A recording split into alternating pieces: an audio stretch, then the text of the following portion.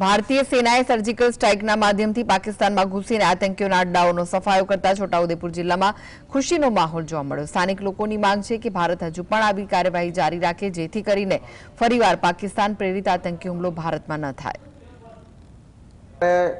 તાજેતરમાં હમણાં જ જે ભારતના વાયુસેના, નૌકાસેના અને ભૂમિદળના જે સૈન્યના વડાઓએ જે પોતાની કામગીરી દરમિયાન આતંકવાદીઓનો સફાયો કર્યો છે એના અમે બિરદાવીએ છીએ અને આગામી સમયમાં હજુ પણ આતંકવાદીનો કોઈ ધર્મ કે જાતિ નથી હોતી, એટલે આ આતંકવાદીઓનો જડમૂળથી સફાયો થાય એના માટે આખા દેશના બધા જ જનતા અડીખમ છે।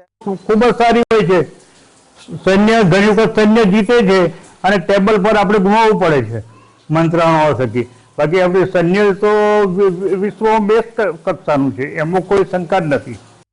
ભારતનો નિયમ છે એ કોઈને છંછેડતું નથી અને કોઈ એને છંછેડે તો પછી છોડતું નથી।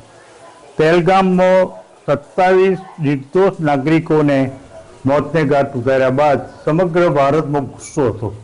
એ ગુસ્સો ઓછો કરવા માટે અને એમના જે મૃતકોના આત્માને શાંતિ મળે તે માટે ભારતે ગત રાત્રે આતંકી અડ્ડાઓ પર હુમલો કર્યો અને અંદાજે 100 આતંકીઓને મારી